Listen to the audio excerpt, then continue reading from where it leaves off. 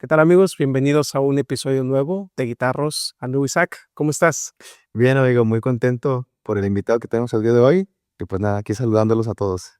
Excelente, excelente amigo. Pues en esta ocasión tenemos el honor de presentar al maestro guitarrista, intérprete y compositor Daniel Saboya. Maestro, bienvenido. Hola, muy buen día. Muy contento de este espacio maravilloso que están manejando ustedes para la guitarra.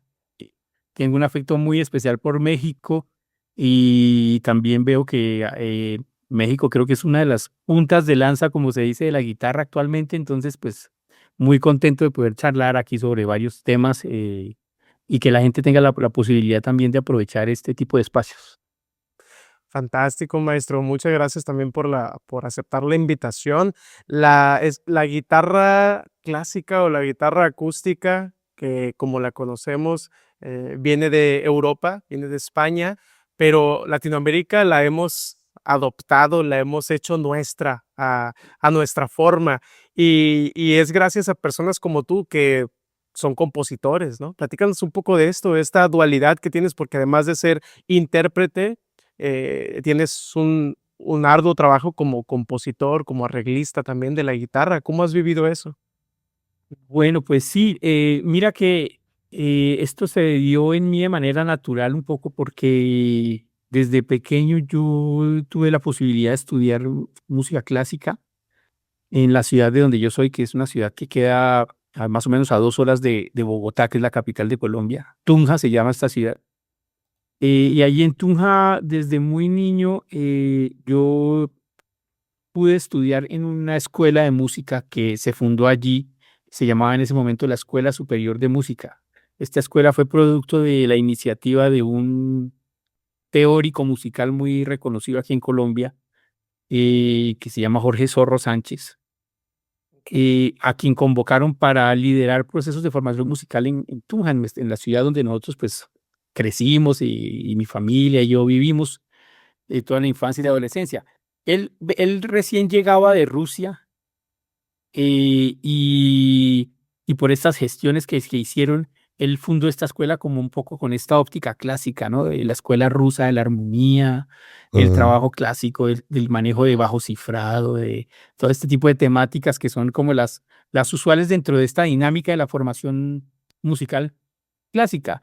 Tanto así que no existía la guitarra dentro de la oferta de instrumentos que tenía la escuela, porque ustedes saben que, claro, con esta óptica normalmente un poco abarcaba esta idea de los instrumentos sinfónicos, de los repertorios de los compositores que han hecho música para orquesta, para piano, y todos estos temas que están alrededor de esto, pues eran los que se manejaban, por supuesto, también en historia de la música, en teoría, en todos Mm. estos aspectos. Entonces, como que allí en mi infancia entré a este modelo de formación musical y adopté mucho el gusto y estos procedimientos de lo que es la música clásica. Esa fue como mi primer contacto en realidad con la música, pero Antes que con la alterno guitarra. antes que con la guitarra. De hecho, yo cuando era niño estudié oboe y el resto de materias que ofertaba la Escuela Superior de Música se llamaba, que porque hasta el nombre, digamos, viene un poco heredado de todo este Sí. modelo, ¿no?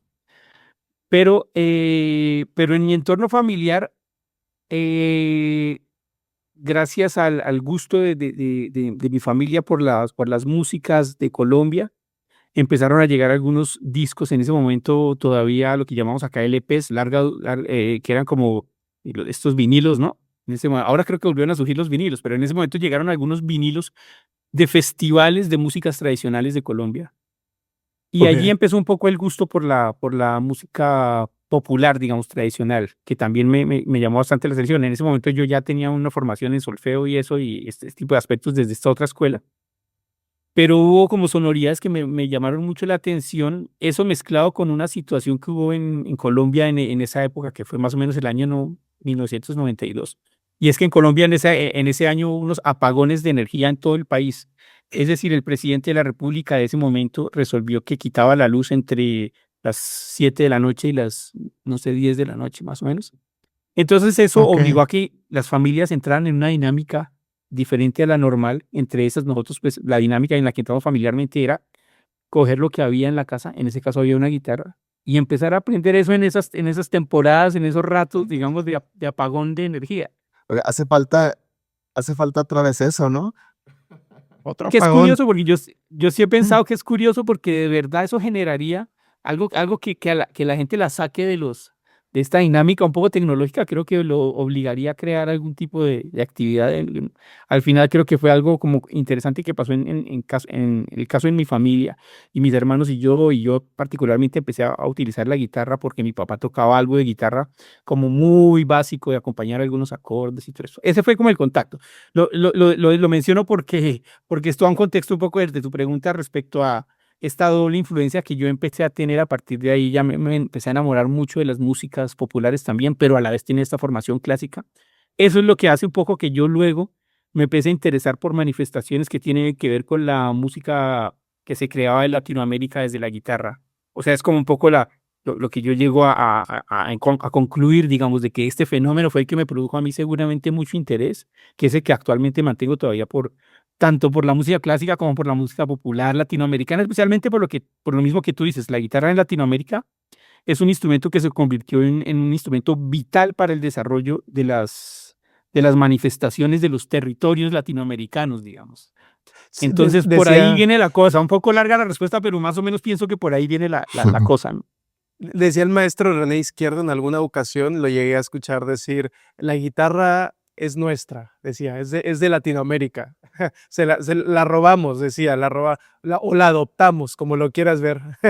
Pero sí, realmente en nuestra cultura, él lo platicaba con Isaac, decía, estaría interesante saber cuántas guitarras acústicas o guitarras clásicas hay, por ejemplo, aquí a la redonda donde yo vivo, o donde tú vives, al menos en Latinoamérica es algo muy común, que al menos alguien en la casa sabe tocar la guitarra, ¿no? Es muy, muy popular. Es impresionante porque se convirtió en un elemento de la vida cotidiana y eso tiene un nivel de impacto muy, muy fuerte en muchos sentidos, incluyendo el musical a niveles ya profundos, digamos. Entonces, sí, yo pienso que sí nos la robamos y sí, sí se hizo parte de la cultura nuestra y la guitarra pienso que también recogió eso, ¿cierto? Que la guitarra también se encontró con una comunidad en América Latina que la hizo vivir también de otra forma, ¿no? Como que Es, la revitalizó, digamos, no por hablar de que los otros repertorios también son preciosos, y yo siempre estoy en esa balanza de las dos cosas, sí. pero sí, digamos, le dio una vida especial también, ¿no? Maestro, de hecho, ayer, justamente en la noche, estaba por ahí navegando en YouTube y me apareció una entrevista de Manuel Barrueco. Y él decía que su primer contacto con la guitarra fue escuchar al trío Los Tres Reyes de acá de México y que él quedó impactado, ¿no? Sí, Gilberto Puente empezó a escuchar todas estas grabaciones y dijo, madre mía, no sabía que existía todo esto, ¿no? Y, eh, y, y él empezó a tocar requintos y todo, y dice que se aprendió un montón, ¿no? Y entonces yo digo, híjole, esta música es tan a veces infravalorada por el mismo músico clásico, por el guitarrista clásico, ¿no? Porque a veces uno voltea a ver a los tríos o los del gremio de la guitarra clásica y dicen, nada, tocas música de tríos, entonces no tocas mucho, ¿no? Pero hombre, yo veo a Chamín Correa, a Gilberto Puente y tiene unas maravillas, ¿no? Con respecto a este comentario, yo le quería preguntar si a usted le gusta la música de tríos mexicana. Absolutamente, me encanta, me encanta. Yo soy muy seguidor de ese estilo de música también, porque lo que te digo, digamos que he tratado de nunca tener un pie tan adentro en algún lugar, digamos, ¿me entiendes? A mí Mm, no sé por qué de manera natural no me siento muy cómodo defendiendo una sola causa a ultranza, así, o sea, soy parte de este movimiento, como que siempre me he sentido más cómodo poniendo un pie en algo que me gusta mucho, pero siempre con un poco de sospecha por mirar otras cosas. Entonces, como te mencionaba, la música latinoamericana siempre me ha gustado. Y la de los tríos de bolero, en donde México pues tiene una historia, una trayectoria increíble.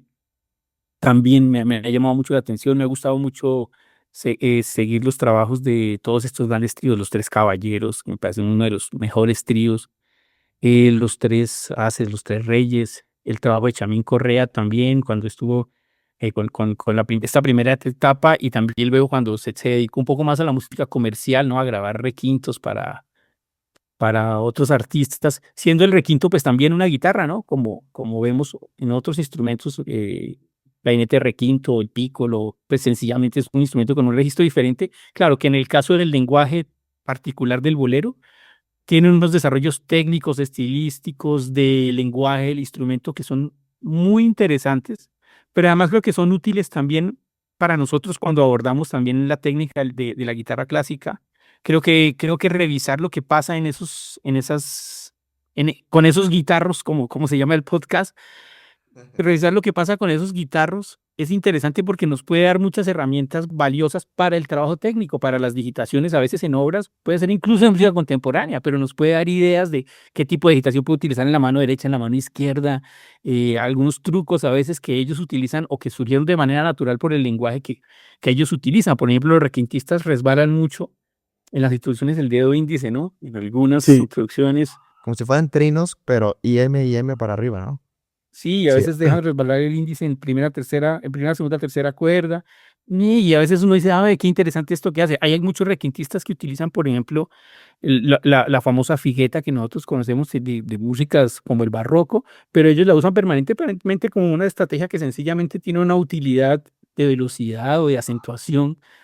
Y es- pienso que es interesante ver eso, porque si uno no tiene el pie tan adentro, como decías tú, en no querer, en la música clásica, digamos, que le deja a uno, le quita a uno la posibilidad de mirar desprevenidamente cosas valiosas de otros géneros, es interesante porque creo que uno puede, igual para el otro lado. Yo pienso que un guitarrista que esté en el mundo de los boleros tampoco, digamos, debe negarse a decir, oiga, y hay muchos que son, digamos así, con una mente realmente desprevenida para aprender siempre. También fácilmente uno puede hablar con un músico que esté muy metido en la tradición del bolero y, y pueda decir, oiga, qué interesante esto también, esta música o este tipo de tratamiento de la técnica, el sonido, no sé, de los arreglos, de la composición, de la forma. Entonces, pienso que para lado y lado, por eso decía que Claro. siento que es interesante no tener el pie tan metido siempre en todo lado, o sea, no tener la cabeza de lleno en una sola cosa, o por lo menos así, a mí sí me sucede. Y en esto de los tríos, pues sí, es lindísimo. También quería comentártelo porque mi gusto por el bolero viene además y por estas manifestaciones de la guitarra y los tríos de bolero, también porque, además de que esa música llegó acá y me produjo interés en lo que sucedía musicalmente y en la técnica de la guitarra también, porque yo desde muy pequeño también tuve una influencia muy interesante que conocí a través de grabaciones de un personaje aquí en Colombia que se llamaba Gentil Montaña. Y Gentil Montaña es un personaje que se convirtió en un referente importante de la guitarra en Colombia, en la composición, y él se formó en el mundo de los boleros. Entonces ya cuando yo conocí la música de Gentil y luego lo conocí a él y compartí con él, ya entendí y dije, no, él viene de allá, él venía de allá.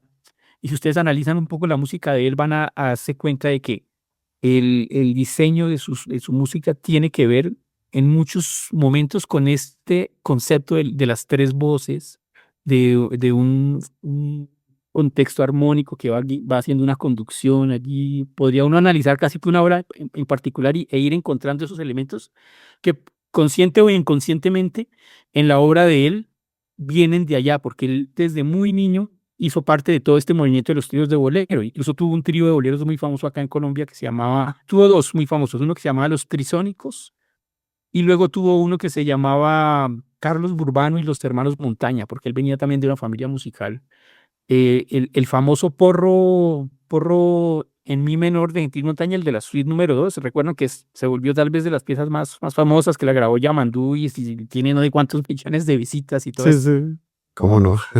Ese porro es dedicado de Gentil, se lo dedicó a su hermano que se llama Carlos Montaña. Aquí lo conocemos como Carlitos Montaña. Y él es un requintista muy, muy, muy impresionante. Él ya es un señor de edad, pero él llegó a tener un nivel como requintista muy, muy tremendo. Si ustedes ven en las ediciones que han publicado de ese porro, allí Gentil Montaña le dedica a su hermano el porro número 2 para una leyenda viva del requinto, que es Carlitos Montaña. Entonces, mira, Ya. por ahí sí, realmente sí hay un gusto muy fuerte por todo este movimiento del bolero y del requinto. ¿No te ha pasado, maestro, que eso, cuando escuchas más música que la música clásica tal cual, o que tienes este gusto por explorar otros géneros, disfrutas más de la música? Digo, en el sentido de que te quitas algunos sesgos como, por ejemplo, como guitarrista clásico. A mí me ha pasado, especialmente, por ejemplo, como guitarrista clásico, sabes, cuidamos el sonido, cuidamos la técnica, cuidamos que cada voz esté en su lugar. A veces somos muy meticulosos en muchas cosas y quienes logran eso a un nivel altísimo, pues son impresionantes, ¿no? Los guitarristas más famosos que ya conocemos, como David Russell, como Barrueco, gente que es increíble haciendo esto. Pero luego cuando, bueno, a mí me pasó cuando era más joven que solamente escuchaba esta música, porque siempre he amado la guitarra clásica, cuando escuchaba otro tipo de guitarristas, como estos que platicas, no los disfrutaba. O sea, no, porque yo trataba, sí, equivocadamente trataba de encontrar lo mismo que en otros, ¿no? Que en los guitarristas clásicos.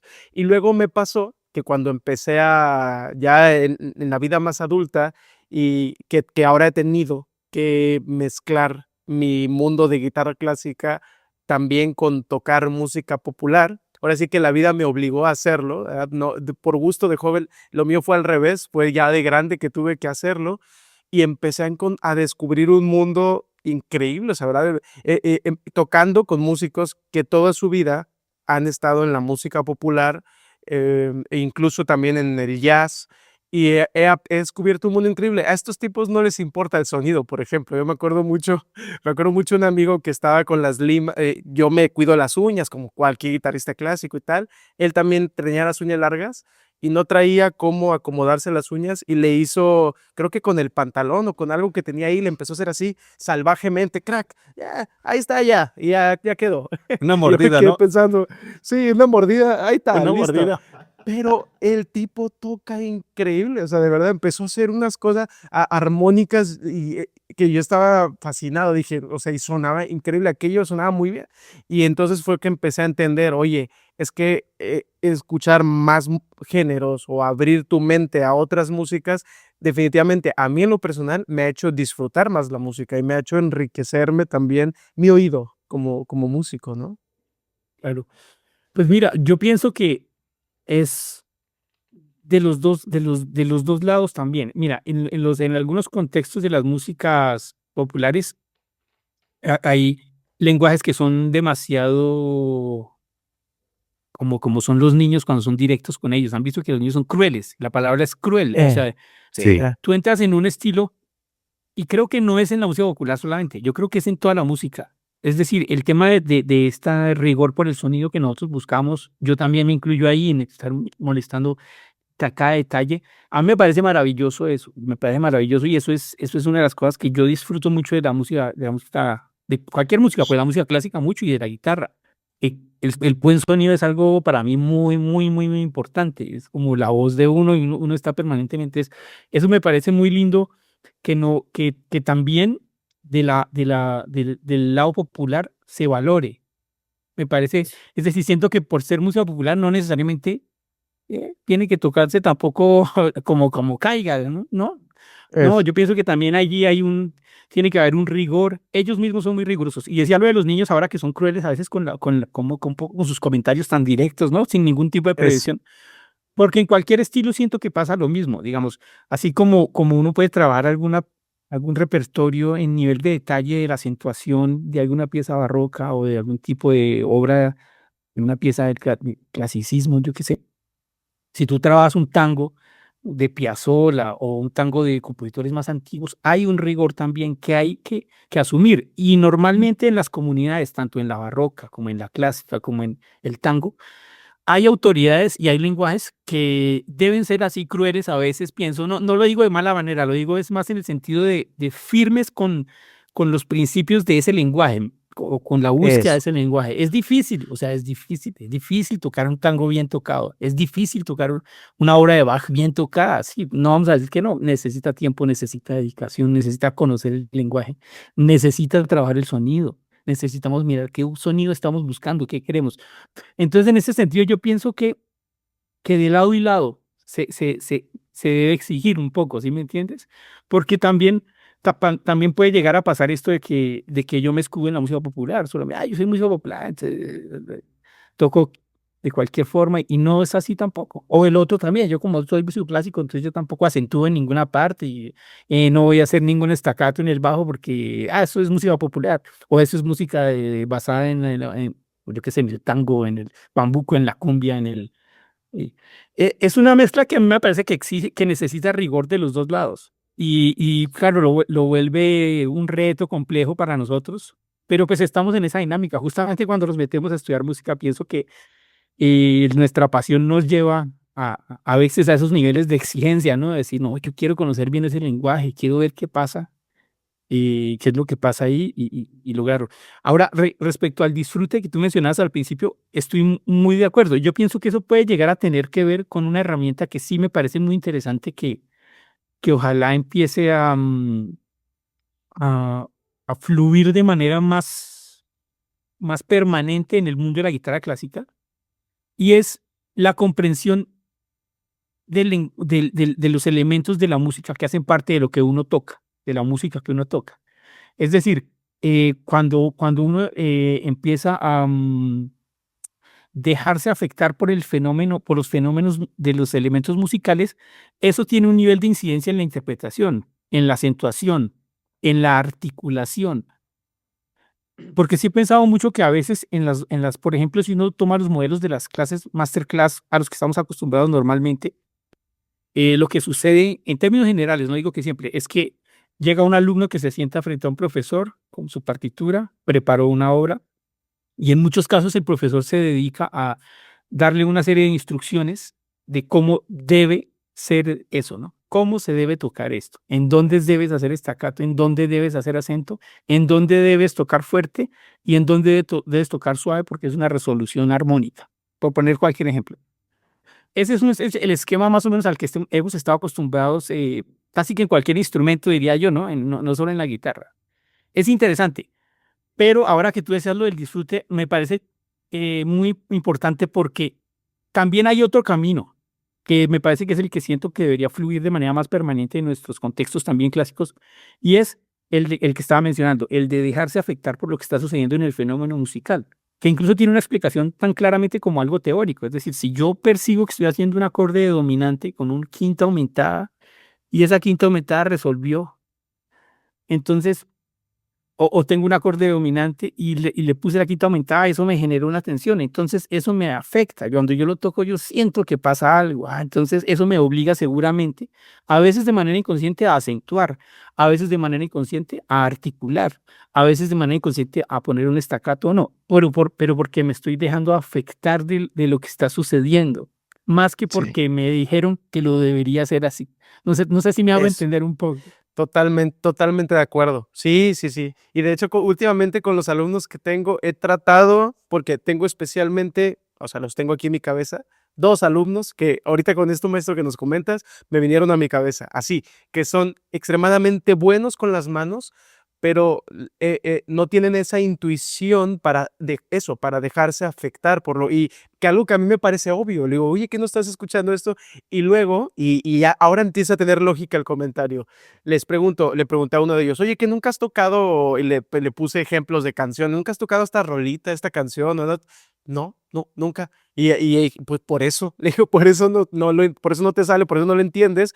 Y le dije, empecé a tocarle canciones así populares, toca esto, y le digo, mira cómo se siente este acorde, cómo se siente este otro, y es porque es una cuestión también de una intuición musical que se va desarrollando cuando te expones a otra música, ¿no? Exacto. Pero también pienso aquí que para el otro lado también, es decir, mm, si yo tengo digamos, una claridad o me estoy dejando afectar por lo que está sucediendo con una obra, pero si no tengo un trabajo técnico juicioso, pues claro, va a ser difícil que yo tenga el control de la intensidad de volumen que necesito para acentuar eso. Es decir, pasa lo mismo un poco, ¿no? De lado y lado. Entonces, si uno está haciendo solo música popular y solo canciones y no se dedica también de pronto a trabajar la técnica, a estudiar con rigor la obra que está montando, pues de pronto puede tener la idea en la cabeza de lo que podría funcionar en la dinámica o en la articulación, pero no lo puede llevar a cabo en la, digamos, en la práctica como tal, ¿no? Por eso digo un poco que está de doble lado eh, ese tipo de cosas, de situaciones. Claro, de hecho, a mí me han preguntado varias veces, ya sea por redes sociales o alumnos o cuando por ahí en los festivales, y una pregunta muy recurrente es, ¿qué es más difícil, la música clásica o la música popular? Siempre viene como que esa comparativa, ¿no? La que debe hacer la gente o los estudiantes, y yo les digo, mira, pues, a ver, si nos vamos a los hechos, quiero decir, si yo, por ejemplo, voy a dar un concierto en un festival, voy a abrir con la Chacona de Bach y luego voy a tocar la Sonatina Meridional y luego las Bagatelas de William Walton y luego una sonata de Brauer y luego cierro un encore, entonces con algo de Ponce, ¿no? Digo, eso sí me tensa un poco, o sea, de hecho sí me pone un poco a sufrir, ¿no? En el escenario. Pero si voy con unos amigos y tocamos unos boleros, 2 horas de boleros, me siento que respiro, ¿no?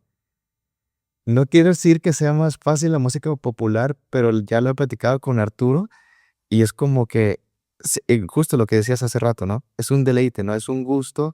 No sé qué pasa con la música popular que como que te llena el espíritu de una manera distinta a la música clásica, pero tal vez sea por la libertad técnica que como que según uno se le sueltan los dedos, como que uno puede, tal vez uno puede improvisar o hacer uso de estas herramientas que la música clásica, formal, escolástica, digamos, no te lo permite, ¿no? O sea, ya tienes estudiado cierto patrón o ciertas dinámicas, fraseo, articulación, ya sabes lo que vas a hacer, ¿no?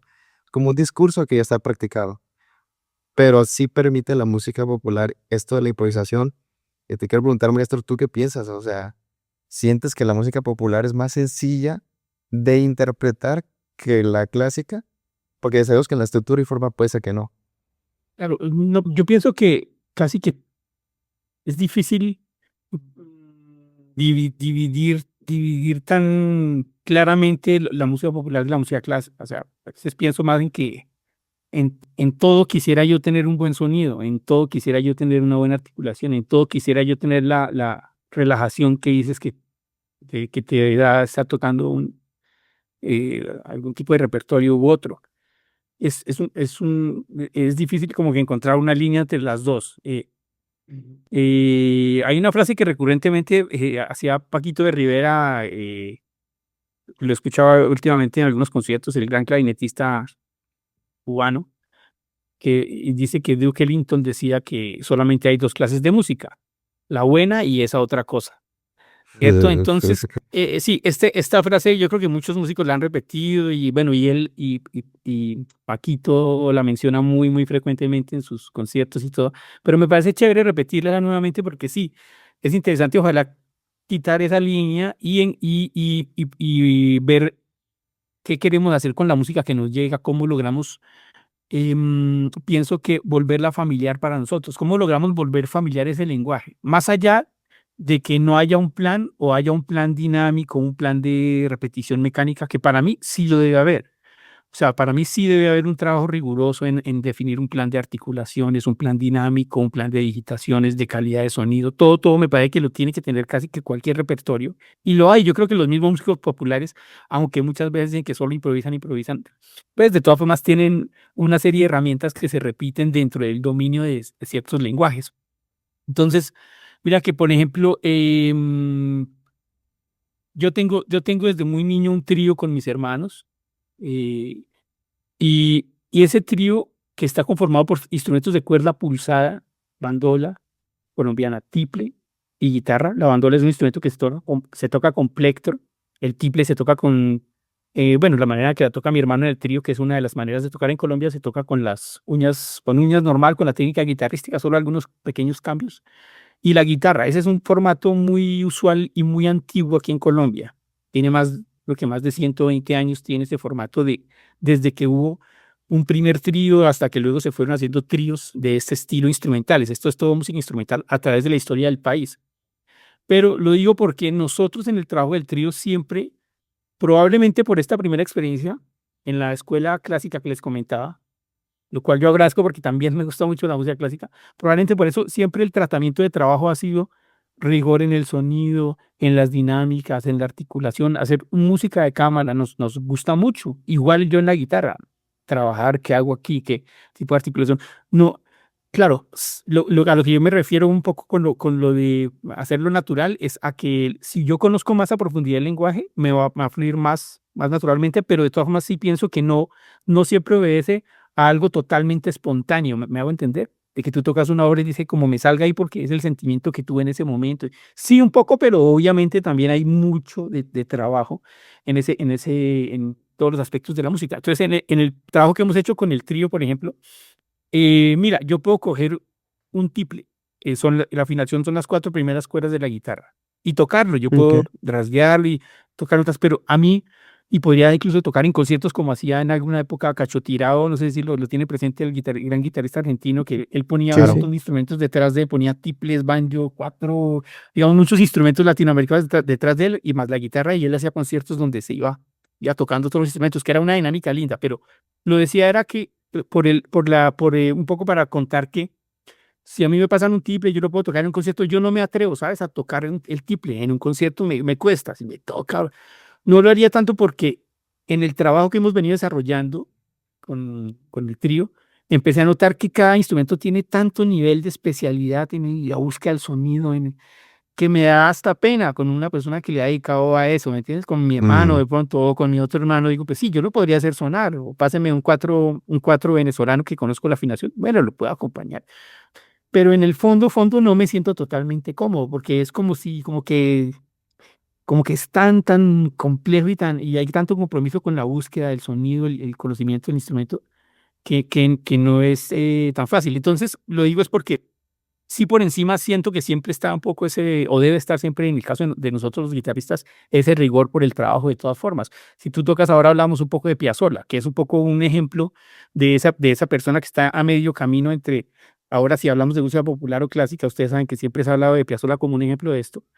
Eh, pues él buscó de todas formas siempre, tanto en el desarrollo de su lenguaje como compositor o como intérprete del bandoneón, o con el trabajo con su quinteto o con los otros formatos que tuvo, siempre encontró que, claro, la música clásica me da un rigor muy importante porque las músicas necesitan mucho trabajo, necesitamos ensayar, necesitamos estar bien ensamblados, necesitamos un plan dinámico, necesitamos hacer articulaciones.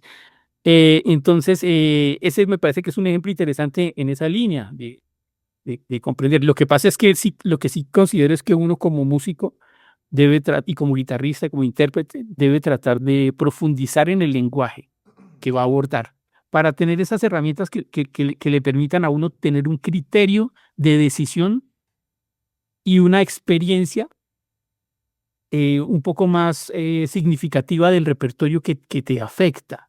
¿Sí me entiendes? Porque sí puede llegar a suceder lo que estábamos hablando un poco al principio, que haya un desbalance a veces entre la comprensión que tengo del lenguaje que estoy tocando y el desarrollo técnico. Entonces, claro, con el formato de masterclass en las que siento yo que se profundiza exclusivamente solo en lo técnico, siento que se puede llegar a olvidar un poco ese trabajo de profundidad que es más hablar de conocer ese lenguaje. Entonces, por ejemplo, yo puedo tener un guitarrista que está tocando invierno porteño, el arreglo de Sergio Assad, y entonces le digo, listo, mira, aquí el bajo, le explico un poco de pronto, el bajo del tango normalmente son 4 negras y puedes acentuar de pronto la cuarta negra del bajo un poco, tom, tom, tom, pam, tam, y eso le da de pronto un poco de intención de tango, y entonces de pronto él me hace caso, y está muy bien, porque obviamente así también se trabaja, por supuesto. Pero si en algún momento él logra profundizar con el lenguaje y va y escucha la versión de Piazzolla en el Teatro Regina, que si no estoy mal fue donde se estrenó Invierno Porteño con las otras estaciones, y profundiza más y luego conoce los otros grupos que tuvo Piazzolla y ve partituras y las analiza, cómo Piazzolla escribió los estudios para flauta traversa, cómo escribió el gran tango para cello y guitarra. Entonces, eso lo que hace es que él es un camino largo, diferente a decir, listo, hago lo que me dice el profe, pero, pero de pronto se le vuelve algo más significativo y le genera un criterio que le puede permitir no tocar de manera improvisada, sin pensar un plan, ¿no? sino tener algo que tenga un significado las decisiones que está tomando respecto a su propio repertorio. Eso a veces siento Es que hace más interesante el trabajo de un guitarrista comparado con otro. Uno dice, este guitarrista tiene algo. A veces uno escucha a alguien y dice, él tiene algo ahí, como tiene una personalidad. Y eso de esa búsqueda me parece que es muy, muy interesante de uno mismo. Y ahora, lo que seguramente ustedes han hablado, el mundo de la guitarra es muy grande, hay grandes intérpretes, grandes virtuosos. A veces esa búsqueda de esa personalidad, me parece que es algo que le puede dar un poquito un plus a un guitarrista si se tratara, ¿no? De compararlo con otro. Que pues Claro, obviamente no ese no es el ejercicio en el fondo, ¿no? De la música, pero sí pasa que dice, esta persona tiene algo, tiene como una personalidad ahí diferente. Y no es gratuita tampoco pienso que sea un don. Puede ser que está en una búsqueda o que ese lenguaje lo tiene más apropiado o algo así. se va a hacer muy interesante lo que está diciendo porque, de hecho, nosotros vemos que tiene usted una profundidad bastante elocuente, su manera de hacer sus arreglos. Y bueno, para esto quisiera pasar un poquitito o irnos a la parte de sus proyectos, porque aquí es donde usted está ahora sí, de manera formal, emitiendo todo ese conocimiento, ¿no? A través de una partitura, a través de un arreglo ya escrito, ya elaborado, ¿no?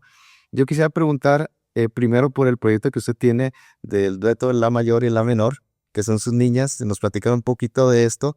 ¿Y usted cómo elabora, cómo organiza pues la parte ahí de los arreglos? Tú vas a tocar esto, yo toco esto. ¿Cómo nació este proyecto sobre todo?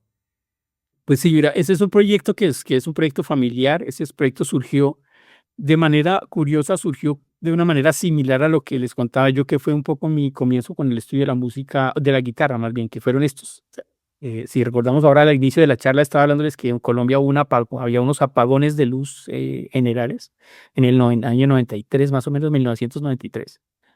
Y siendo niño yo, pues allí fue donde cogí la guitarra. Bueno, pues con la pandemia pasó algo parecido. Este caso no fue el apagón, sino fue la pandemia. Entonces, la pandemia yo estaba con mis hijos allí en la casa y esto nos obligó también. Así, bueno, ¿qué vamos a hacer aquí encerrados?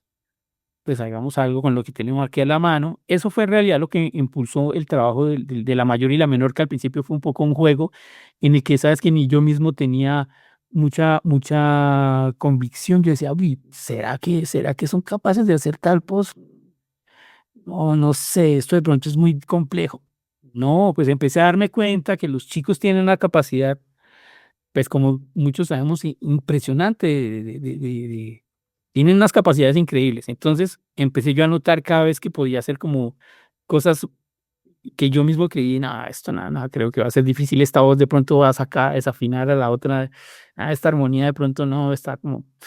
No, resulta que no, resulta que los chicos necesitan, llegué yo un poco a la conclusión de que necesitan materiales complejos y a veces y de alta calidad, a veces, sí. A veces asociamos, fíjate que el trabajo con niños como con materiales simples, sí. Ah, pero es que como es niño, mejor trabajémosle esto. Entonces, no, armonía, no, pongámosle una canción de, no, primero y cuarto y ya, y primero y quinto y ya, sí. No, pues resulta que yo empecé a notar un poco con eso y creo que a todos los niños les pasa igual. Creo que no, que hay que trabajar materiales interesantes, que puede ser más llamativo para ellos eso. Y de eso me empecé a dar cuenta con el proyecto del dueto La Mayor y La Menor, que era como les comentaba primero, un ejercicio familiar y después se fue convirtiendo cada vez en un proyecto un poco más serio para mí, en el que empecé a notar que se conformó un grupo, sencillamente un grupo que tiene un nombre, que estamos buscando un estilo, que estamos como haciendo permanentemente, creando cosas. Yo lo disfruto mucho y al principio me encontré un poco con esta situación de que ellos tienen como unas capacidades muy, muy interesantes de hacer cosas. Eso a mí me hizo pensar en varios aspectos. Por ejemplo, yo pensaba en el desarrollo de un poco de la capacidad auditiva que podía llegar a tener un chico aprendiendo a cantar voces diferentes a las que canta otro. El dueto de la mayor y la menor son mi hija mayor, mi hija menor y yo. Entonces normalmente son dos guitarras y dos voces.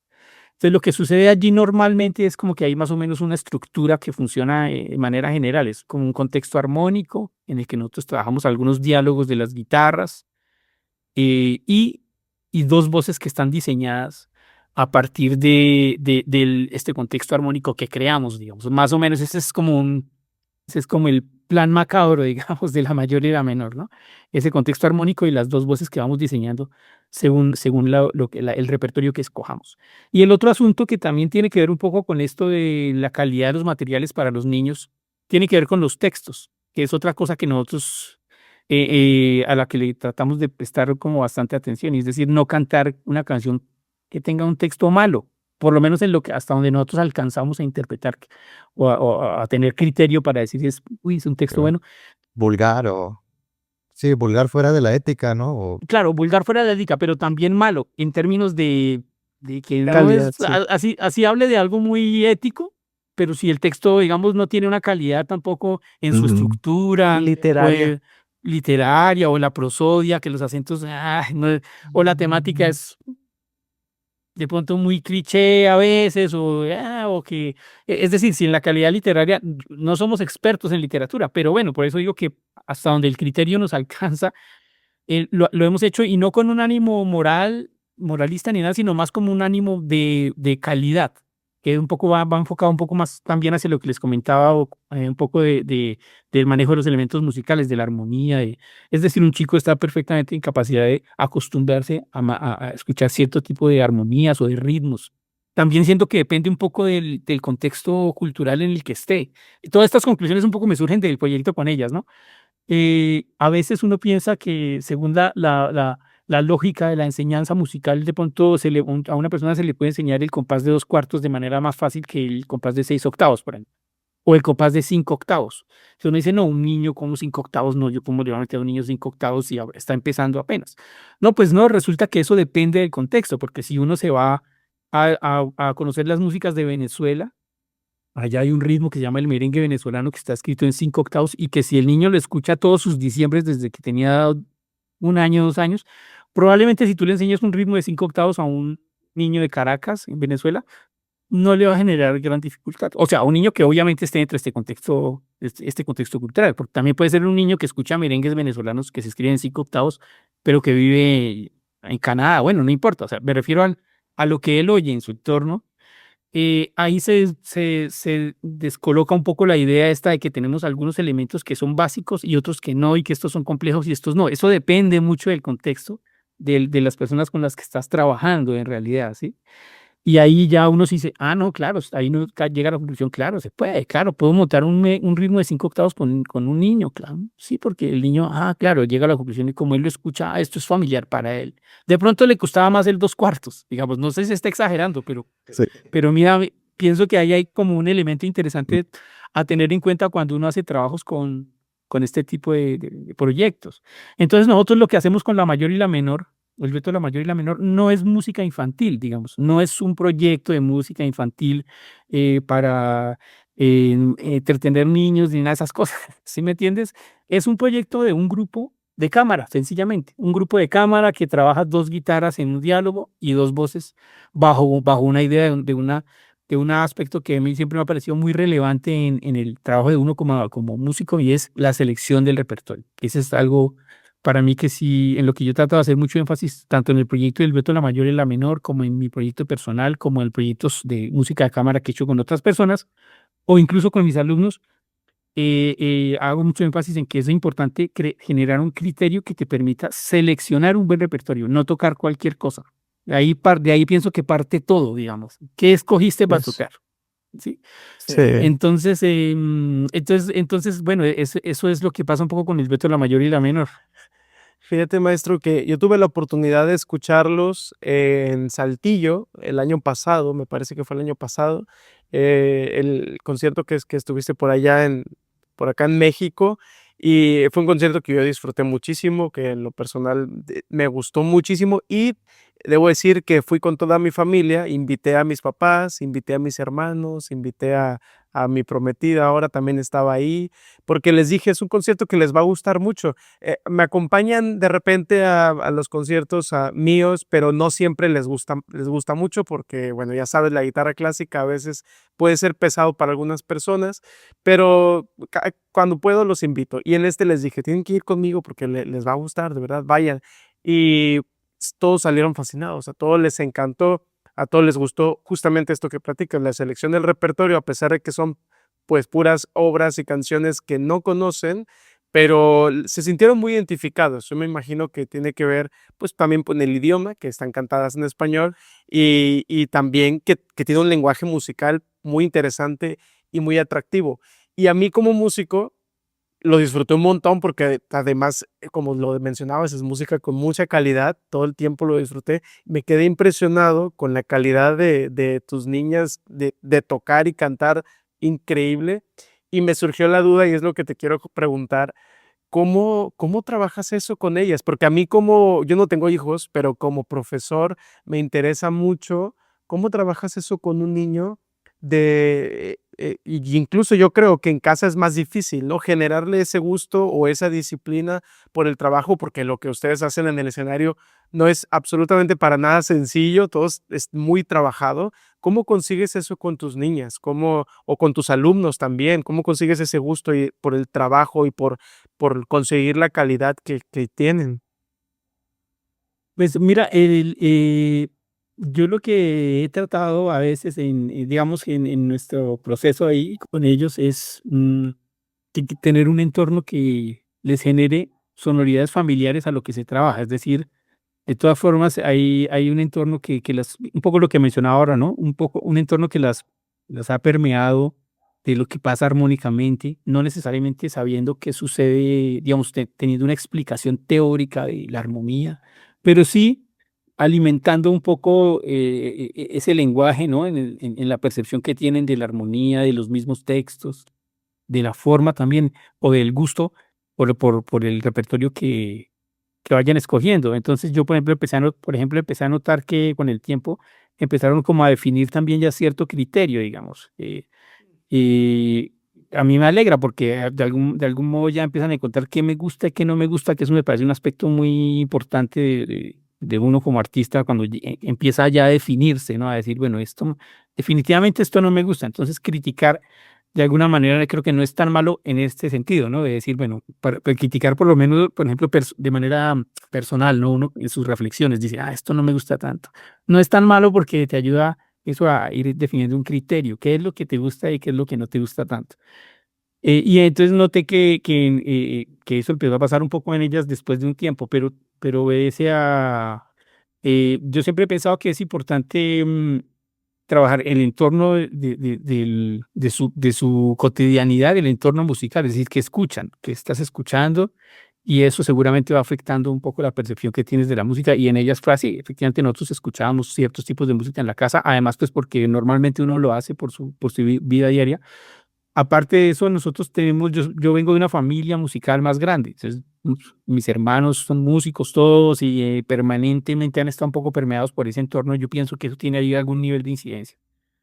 Y los otros dos elementos que he tratado yo de tener presentes son el desarrollo de lo vocal, de las voces, de la percepción vocal y del desarrollo rítmico. Siento que con niños esos dos elementos son algo muy importante para desarrollar en la práctica musical, porque sí pienso que con el tiempo se empieza a convertir en dos elementos que empiezan a volverse más complejos de desarrollar en el nivel de percepción que uno tiene.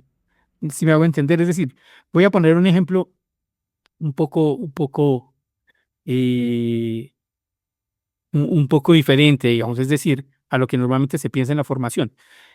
A veces yo digamos que preferiría que un chico tenga la capacidad de desarrollar su percepción rítmica o tener un desarrollo rítmico y de la percepción de las voces a que aprenda a solfear inmediatamente. Que esto se ha hablado en muchos otros maneras de enseñar, pero y también creo que ese tipo de materiales que se usen para desarrollar para ese desarrollo rítmico y ese desarrollo auditivo, se debe hacer con materiales que estén en el entorno, que sean familiares para él inicialmente. Ya después, eso siento que se desemboca en muchos años después en un fenómeno como fractal, como que tú empiezas a relacionar todo con lo que viviste y eso hace que todo tenga más significado. Es decir, si por ejemplo yo toqué para ir al ejemplo de los boleros. Yo toqué boleros y usaba mucho la figueta, pero allá no le llamaban figueta. Y después de eso veo que después me enamoré de la música antigua y veo que un laudista usaba esto y me van a hablar sobre la figueta. Si lo relaciono con lo otro, va a ser como significativo para mí, porque yo digo, claro, si eso era lo que allá en mi pueblo, cuando yo era chiquito, estábamos en no sé dónde. Ese fenómeno fractal un poco obedece a la relación que uno puede llegar a tener de elementos que vivió en su entorno cercano. Entonces, por eso digo que esos elementos que te rodean como músico desde niño ayudan a que después tengas un poco significado más importante en otras músicas que abordas. Entonces, eso es básicamente el procedimiento era un poco más un entorno musical en su cotidianidad y luego tratar de trabajar en el elemento de las voces y en el elemento del desarrollo rítmico para a través de repertorios que íbamos montando. Entonces, el procedimiento ya práctico, en términos concretos, es que nos reunimos, seleccionamos una canción, empezamos a escuchar la primera voz y empezamos a hacer arreglos de manera práctica. No, digamos que los arreglos del dueto de la mayor y la menor, yo no los he hecho escritos antes de montarlos, no. Estos arreglos siempre se han hecho con ellas sentadas ahí probando cosas, como si tuvieras un instrumento, pero es el dúo completo y vas probando aquí una voz, otra, no, mejor súbele a esta, bájale a esta, este acorde. Ese es como un poco el esquema de trabajo y muchos luego ya yo los escribí también para tenerlos ahí registrados e incluso para el trabajo de ellas que hacían en algún momento han tenido trabajo con algunas maestras de canto, entonces yo les pasaba el score y los maestros de canto entonces tenían ahí su score y van viendo las voces cómo funcionan para guiarse en el trabajo. Está muy interesante, maestro, porque recuerdo mucho intentar hacer un análisis de ustedes que ya lo tengo hecho, pero no lo he sacado porque voy grabando muy por adelantado. Ya ves que voy subiendo a Instagram unos pequeños análisis que hago sobre intérpretes y todo esto. Y recuerdo mucho, esto no te lo contaba porque no lo habíamos platicado, pero recuerdo haber analizado o intentado hacer un intento de análisis de Chiquilín de Bachín, tocando ustedes recuerdo que era un contrabajo, un violín, bandoneón me parece, y un piano de cola, ¿no? Y evidentemente ustedes tres, no pude porque se me salieron las lágrimas. O sea, estaba yo escuchando y dije, híjole, es que esto es... No, dejé la guitarra. Solo me dediqué y la escuché como unas 40 veces, de verdad. Es que me produjo algo muy bonito interiormente. Pues mira, ahí hay un componente muy importante, porque para mí, digamos, hay un componente emocional muy fuerte y muy poderoso también, que, porque claro, nosotros al ser un grupo familiar también ahí eso está rodeando el trabajo, no solo lo técnico, sino ahí también pasa algo, no sucede algo, y a nosotros se nos ha dado de una manera muy natural eso, y, y nos han pasado cosas muy interesantes. Mira, en el año 2024, si no estoy mal, estuvimos en Brasil con el dúo en un festival que es el Festival ASAT, que es el festival que organizan en homenaje a la familia Assad, a Badi Assad, a Sergio Assad, a Badir Assad. Es un festival precioso que se hace cerca a Sao Paulo, perdón, como a unas 3 horas de Sao Paulo. Y es un festival hermoso que hacen en la ciudad de donde ellos crecieron, un teatro hermoso. Y entonces normalmente traen invitados de músicas de diferentes partes, con un componente muy fuerte en Brasil, de músicas del Brasil. Eh, y en una de las actividades del festival, estuvimos asistiendo a una clase, a un taller, a una charla de un gran compositor brasilero que se conoce como Ginga, no sé si lo tienen presente. Tiene un desarrollo en la guitarra muy interesante que vale la pena conocer porque él viene de la música popular totalmente, toda su vida fue odontólogo, digamos, pero dentista, sí, odontólogo, pero toca la guitarra y es un tipo muy, muy conocido por el desarrollo de la música brasilera, tuvo amistad con varios de los personajes que contribuyeron al desarrollo de la música brasilera. Pero además él tiene una propuesta desde la guitarra muy interesante. Es como una serie de inversiones y posibilidades armónicas del instrumento que son no tan comunes. Él encuentra a veces unas inversiones extrañas donde combina una cuerda al aire con una pisada acá y con ciertos agregados en el acorde que generan unas sonoridades muy, muy, muy especiales. Y cuando estuvimos en la charla, yo les dije a ellas, vamos, que va a haber un personaje muy interesante, tenemos que escucharlo, ta, ta, ta. Y hablamos con él y dentro de la charla pasó algo parecido a lo que nos cuenta Isaac, que fue que generó un impacto cuando ellas cantaron y le mostraron algo a él, un poco pienso por lo emocional también de que a él mucha gente lo aprecia allá en Brasil y las niñas se animaban a cantarle algo y él encontró algo como especial también ahí. No, y entonces cuando yo me volteé a mirar también había una señora brasilera ahí llorando así, yo dije, wow, qué increíble, ¿no? Me, pues es algo interesante porque de todas formas el trabajo de interpretación, si logra conmover, hacer algo así, pues eso es un regalo pues maravilloso para uno como artista, ¿no? O sea, decir uno, bueno, qué increíble, ¿no? Ver que a alguien le afecta a tal punto eso, ¿no? Eh, este tema, claro, puede rayar ahora que hablamos siempre de cosas técnicas, puede rayar a veces en lo que a la gente le puede llegar a parecer a veces como, bueno, sí, pero qué cursi o no, pero no es así. Hay un componente de emoción y de poder llegar a conmover con algo que es muy emocionante realmente.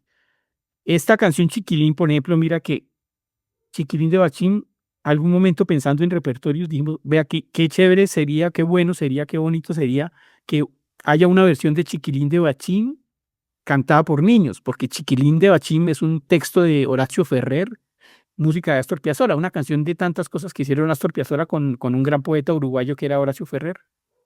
Y el texto habla de un niño de la calle, que es una historia real, ¿no? Un niño que conocían Horacio Ferrer y Piazzolla, parece que se encontraban en un lugar en Buenos Aires a compartir, a comer o algo, y casi siempre les llegaba el típico niño a venderles las rosas en la noche. Y especialmente Horacio Ferrer, el poeta, se hizo muy amigo del niño. Luego hay una historia muy buena porque Horacio Ferrer lo ayudó a él a conectarse, entiendo que con la televisión o con algún trabajo, y eso fue lo que hizo surgir un poco al final en esa época niño que ya ahora es un adulto que vive allá en Buenos Aires. Y luego Horacio Ferrer escribió este texto en homenaje creo que se llama Pablo, no estoy seguro, pero a Chiquilín de Bachín. Entonces, estuvimos buscando y con las niñas estuve pensando como que busquemos versiones si hay alguna versión donde esté cantado por niños y no encontramos. Entonces ahí había un componente como muy especial porque claro, además de la historia, nos parecía lindo dejar una versión de niños cantando ese tipo de temática que es, pues que además es común en casi que cualquier parte del mundo, ¿no? Esta idea del niño que tiene que vivir vendiendo cosas en la noche entre los bares y eh, entonces esa canción en particular tiene ahí también un significado muy, muy especial, muy, muy interesante. Totalmente, maestro. Muy, muy profunda y además nostálgica y a su vez digamos, el conjunto de todos los instrumentos le da como ese tinte distinto, ¿no? A todo lo demás, porque yo lo he escuchado con Lisa Lina, lo he escuchado también con algunos otros grandes artistas y te soy franco, no había conectado con la canción hasta que la escuché a ustedes. Pero bueno, maestro, quiero platicar un poquito sobre tus proyectos, además añadidos a Dueto La Mayor y La Menor. Y es que estoy ahora mismo en tu sitio web, estoy viendo un poquito tu galería y veo, por ejemplo, aquí, ¿no? Las primeras fotos que sale con Paquito de Rivera. ¿Nos quieres platicar un poquito cómo fue esa conexión con Paquito? Pues sí, con Paquito de Rivera hicimos un disco en el año 2023, un disco en cuarteto. Es un disco que grabamos en un teatro. eh, y a Paquito de Rivera, pues en realidad es un disco que significa mucho para mí y para mis hermanos. Con quienes grabamos, con quienes hicimos este disco, porque es una de estas figuras que nosotros hemos admirado desde niños. Es como este fenómeno en el que tú no te imaginas nunca trabajar con la persona de la que siempre has estado viendo cosas, ¿no? Y pum, en algún momento de la vida te llegó ese momento y uno dice, no, pero ¿cómo es posible que esté aquí en un camerino esperando a salir al escenario con Paquito de Rivera a tocar, ¿no? Entonces, Sí. muy, muy emocionante. Nosotros hicimos con él un concierto en Bogotá, en el Teatro Col Subsidio, y el teatro quiso hacer un disco en cuarteto. Entonces, lo que hicimos allí fue escribir música para este proyecto. Escribir música, la mitad de la música la escribió mi hermano, la otra mitad la escribí yo, perdón. Y pensando en hacer en realidad lo que es un trabajo de cámara. Es decir, Paquito de Rivera es muy reconocido en el mundo y en la historia de la música por ser uno de los jazzistas más importantes y todo esto, por el desarrollo del jazz latino también, por su amistad con Dizzy Gillespie, por bueno, un montón de historias así fenomenales y con grandes jazzistas y por supuesto por el aporte tan grande que ha hecho al jazz. Pero Paquito también tiene una faceta muy fuerte como músico clásico. El padre de Paquito de Rivera fue un saxofonista clásico muy importante. En Cuba también fue una de fue una persona que llevó el primer método, entiendo, el primer método, digamos, de saxofón clásico a Cuba. Entonces él tiene una faceta, el maestro Paquito tiene una faceta muy interesante como músico clásico también, como músico haciendo música de cámara y como compositor también. Entonces este proyecto que grabamos va un poco más en esa línea de un cuarteto de cámara donde toda la música está escrita, o en algunos lugares donde se dejaban secciones especialmente para que él hiciera improvisación. Eh, pero es una música que está más bien pensada como música de cámara, digamos, ¿cierto? Por supuesto, basado en el lenguaje que nosotros más hemos dominado, que es el lenguaje de las músicas latinoamericanas. Allí también en este proyecto están involucrados varios otros personajes que hemos tenido como la fortuna de conocer y con quienes hemos compartido y que también nos parecía significativo que estuvieran incluidos en este proyecto. Entonces grabamos un choro de Sergio Assad que se llama Jorginho du Bandolim. Es un choro que escribió Sergio Assad dedicado a su padre, que era un intérprete del bandolín brasilero muy interesante y que hizo una labor ahí como músico justamente en San João da Guavista, que es el lugar donde ellos son, como profesor de música también y todo. Y bueno, y Sergio Assad compuso Jorginho do Bandolim para él. Y yo hice como una versión especial para el cuarteto con Paquito. Em, También grabamos una pieza de Yamandú Costa que escribió una dedicatoria que le hizo a Paquito. Yamandú escribió un choro que se llama Choro para Paquito.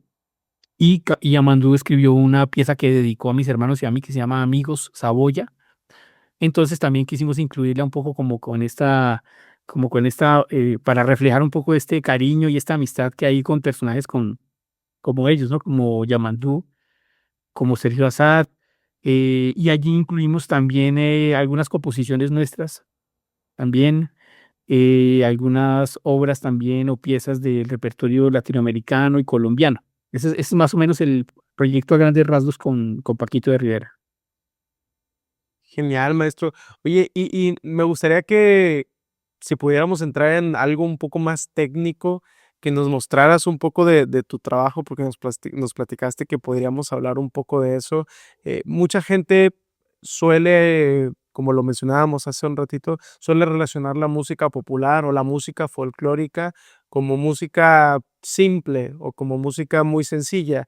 Y una de las cosas importantes, creo yo, que tiene uno como músico profesional, con formación profesional, es encontrar ese equilibrio y mostrar cómo la música popular o la música folclórica, nuestras raíces musicales, pueden llegar a ser, y lo son más bien, música muy interesante, ¿no? Y sobre todo para llevarla a plataformas como lo has hecho tú, a plataformas internacionales, ¿no? A nivel mundial.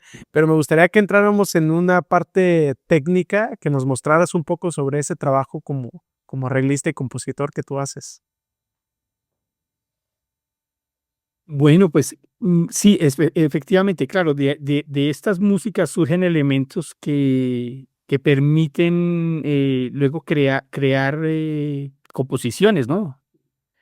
Entonces, podría mostrarles un fragmento, no sé si les parece que, por ejemplo, podríamos escuchar un fragmento del principio de una pieza que escribí que se llama Bambuco Pavili, e Sí. inmediatamente podríamos cortar y mirar, o sea, para no escucharla toda, sino un fragmento y mirar un poco de la partitura. Así hay como un poco una idea de lo que sucede en este tratamiento. En este caso, esto es una pieza que yo escribí que se llama Bambuco Pavili, dedicada a Bill Colón Sayas, que es un guitarrista puertorriqueño eh,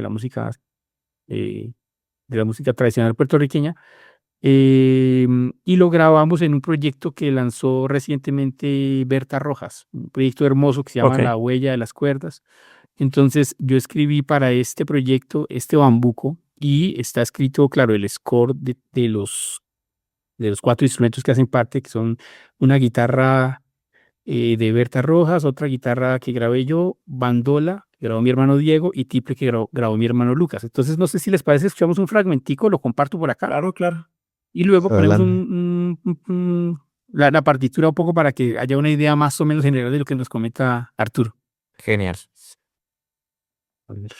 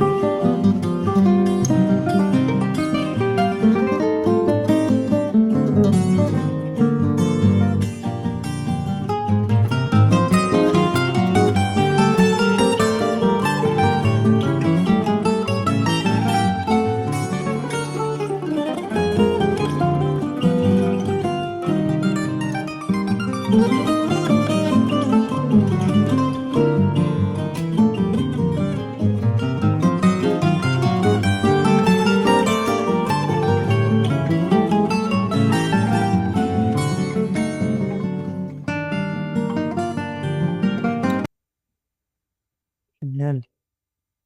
Dan unas ganas de estar ahí tocando con ustedes. Este es un proyecto esta pieza que hice para este proyecto. Entonces Sí. ahora les puedo compartir de pronto algo de la partitura y comentar de pronto algo sobre aspectos de la escritura, algo muy, muy breve. Creo que nos puede dar una idea Claro, interesante claro. sobre esto que nos comentaba Arturo. Vamos, Vamos, vamos. vamos. A ver, aquí vamos a poner. Estamos viendo, ¿no? Está cargando, ya está por. Ahí está. Ahí está. Eso, entonces, por ejemplo, acá se ve el score de la pieza, donde Berta Rojas hace como una especie de cadencia, preludio que yo escribí para empezar la pieza. Eh, y luego aquí entra un poco lo que pasa con el trío, sumándose a la guitarra de Berta Rojas. Entonces, arriba tenemos la bandola, que es el instrumento de plectro que vieron en el video, que es el instrumento, digamos, de plectro colombiano, es la bandola andina colombiana. La segunda línea del score es el tiple. La afinación del tiple es re, sol, si, mi, de graves agudos, es decir, las 4 primeras cuerdas de la guitarra, pero el tiple tiene agrupación de 3 cuerdas por orden, o sea, son 4 órdenes de a 3 cuerdas, 4 órdenes triples. Y digamos, mucha gente lo relaciona con la guitarra barroca, que pudo ser un instrumento que se haya originado en América Latina gracias a la llegada de la guitarra barroca, porque tiene unas similitudes bastante fuertes. Y luego tenemos la guitarra que grabó Berta Rojas y la guitarra que grabé yo. Entonces ahí más o menos se ve un poco qué es lo que sucede con la pieza. Y ahí, por ejemplo, se ve de pronto que hay como un tratamiento más contrapuntístico. En ningún momento nadie está haciendo ningún rasgueo ni ningún acorde literal, digamos. Por ejemplo, de pronto acá en esta parte, Berta Rojas hace un acorde, pero en general es más una textura contrapuntística Totalmente. que es Sí. la que crea como un poco el diseño armónico. Acá, por ejemplo, en la bandola vemos ahí escrito en la línea de arriba de la bandola está escrito un trémolo, ahí donde está el piano, un trémolo que se hace con el plectro. Bueno, como por dar algún tipo de idea de lo que sucede con la escritura de un tipo de pieza para instrumentos de cuerda pulsada, ¿no? Me parece fantástico, maestro. Yo, viendo un poquito la partitura, me da cuenta que justo como dices, ¿no? Es una unión pero contrapuntística donde de pronto podría ser que verticalmente se unan, ¿no? Ciertos, ya sea por intervalos o por acordes, que se empalmen, ¿no? Digámoslo así, pero todo va avanzando. De pronto, exacto, sí, exacto, que queda un poco el, pero todo avanzando. Este tipo de proyectos a mí me parecen muy interesantes y creo que tienen creo que pueden abrir una puerta interesante para la guitarra también, porque nosotros venimos de la familia de las cuerdas pulsadas. ¿Cierto? Exacto. Y digamos que tradicionalmente hemos tenido la sensación de lo que yo comentaba al principio sobre la escuela esta de música clásica. Dije, no, no había ni guitarra. Es decir, ¿en dónde estamos nosotros? ¿Cuál es nuestro entorno? ¿Qué es lo que pasa con nuestros amigos? ¿Dónde están? Más o menos, ¿no? Es como que hay cierta sensación de soledad ahí, de que estoy yo solo en mi cuarto, toco solo. eh, y bueno, todo ha cambiado un poco, no hay, seguramente no hay la misma percepción de lo que había hace unos años de que no entraba en los mundos de los instrumentos sinfónicos y los auditorios, el piano y tal. Pero creo que este tipo de cosas son interesantes porque evidentemente sí ha hecho parte de unas familias musicales, que es las que creo que deberíamos como que un poco volver a encontrar. Y si las llevamos un poco al rigor del trabajo, pues puede ser como una puerta interesante que se abre para el instrumento.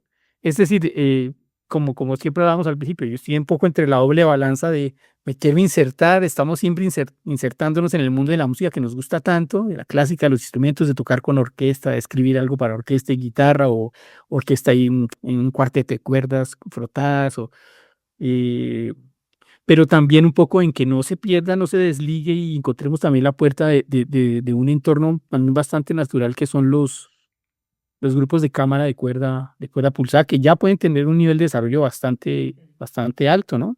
Bastante, bastante interesante. Entonces, este tipo de piezas y de proyectos me llaman la atención por eso, porque considero que sí hay un momento en la historia en el que se pueden hacer trabajos interesantes en este sentido, que se salen un poco también de la idea de lo folclórico, como a veces lo asumimos como algo divertido y que, ay, sí, es chévere, folclórico es divertido y chévere, voy a hacer algo folclórico y el resto meto obras serias, digamos.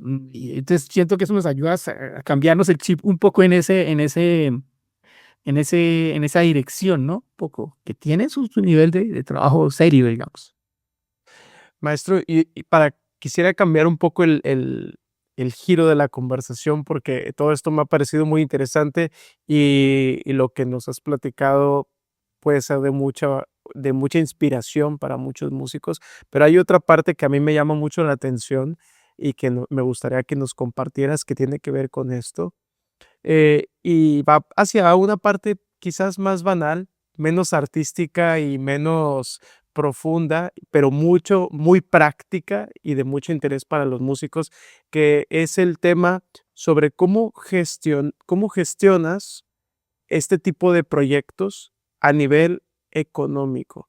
Es decir, por ejemplo, esto que nos mostraste, que es artísticamente es maravilloso y tiene mucho valor también folclórico, y es necesario además esta exposición, lo hemos hablado en este podcast, es necesario la exposición de estar creando contenido audiovisual de tus obras, pero todo esto implica luego de repente también un nivel de inversión económica para que tenga un estándar de calidad aceptable y competente, que a veces para muchos músicos, sobre todo cuando estamos empezando, cuando estamos emergiendo como artistas, es difícil de hacer. Entonces, tú como artista, ¿cómo has sobrellevado eso? Y más tú que nos entiendes porque eres también latinoamericano, el contexto complejo económico que tiene que lidiar el artista para gestionar este tipo de proyectos. Es decir, hemos hablado sobre la figura que debe tener los apoyos gubernamentales o que si muchas veces yo en lo personal lo que hago es pues invertir ahora sí que de mi tiempo y de mi bolsa, ¿no? Para hacer mis proyectos también. Pero tú hasta ahora, ¿cómo lo has hecho? Y también, aquí, para extender un poco mi pregunta y dejarte hablar, ¿cómo has conseguido o cómo, sí, en tu experiencia, abrirte paso mediante todas estas cosas para tener una proyección internacional como la que tienes? Que desde luego yo sé que es un camino inmenso y una carrera muy larga la que tienes, pero me gustaría que nos compartieras esto para que sea también de utilidad e inspiración para otros músicos, sobre todo emergentes. Pues sí, mira, yo creo que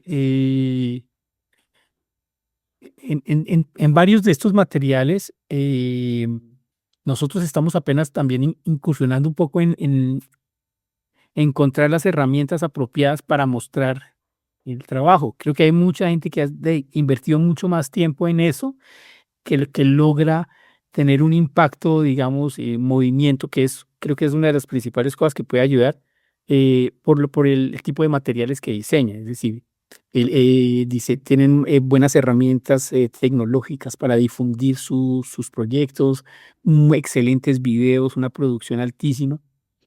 A veces siento que cuesta em, mantener el ritmo de trabajo de producción, de componer, de escribir, de arreglar, de estudiar el instrumento, de ensayar, cómo balancearlo con el tiempo de inversión que uno necesita dedicar a producir excelentes videos, a tener las plataformas, las redes activas todo el tiempo. A veces a mí personalmente me agota un poco, porque llego a decir, bueno, sí, pero no, digamos, estamos ahora encontrando, pienso que eso puede resolverse un poco generando como una especie de equipo de trabajo. Creo que uno como músico creo que lo puede estar necesitando un equipo que le permita y no agobiarse con un poco con esta responsabilidad de cómo vas a difundir tu trabajo, que es una de las estrategias principales que creo que mucha gente usa ahora y creo que es bastante interesante.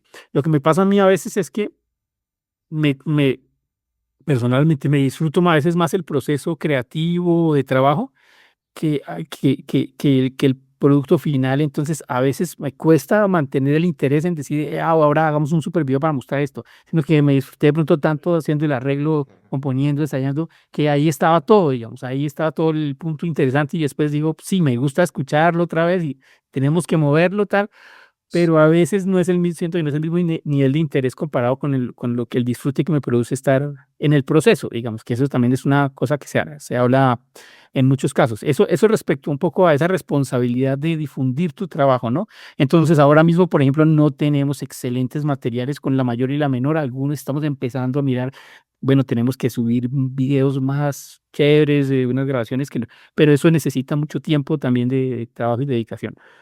Em, entonces, esa es una tarea en la que también estamos nosotros. Eh, lo otro que yo pienso es que a veces funciona, digamos, también acudir a espacios que no sean tan limitados dentro de la visión que uno puede llegar a tener de su ejercicio. Es decir, la guitarra cabe en festivales de guitarra, pero también cabe en otros festivales, digamos, ¿sí? También puedes buscar otro tipo de posibilidades, incluso de artes, por ejemplo. Uno a veces, sí, como que bueno, uno se cierra en el nicho del instrumento exclusivamente y de pronto puedes generar otro tipo de proyectos que te abren espacio para estar en un festival de literatura, de artes, de medios audiovisuales. Yo creo que eso es una cosa que es interesante explorar porque estamos en un mundo diferente al de los concertistas de otro momento que aprovechaban las condiciones que tenían en su momento, especialmente. No con eso diciendo que no tengamos que hacer conciertos, por supuesto, ese es mi principal interés también. Creo que ese espacio se tiene que mantener y tenemos que ir en la búsqueda también de los festivales de guitarra, de espacios donde podamos hacer los conciertos, pero hacer trabajos en los que en los que interactuemos con otro tipo de ejercicios artísticos, creo que abre posibilidades. O si no interactuamos con otros ejercicios artísticos, con las músicas que hacemos, creo que también podemos hacer proyectos que tengan cabida en otro tipo de estilos musicales también, festivales de música de cámara, festivales de pronto si el proyecto de uno tiene algo, un componente que quepa en un festival de jazz, pues puede caber en un festival de jazz. Ahora mismo nosotros, por ejemplo, con la mayor y la menor, hemos participado en festivales de diferentes tipos de músicas, no necesariamente, algunos de guitarra, mira, de guitarra, otros a veces de músicas del mundo, a veces tocaba dentro de algo de música vocal.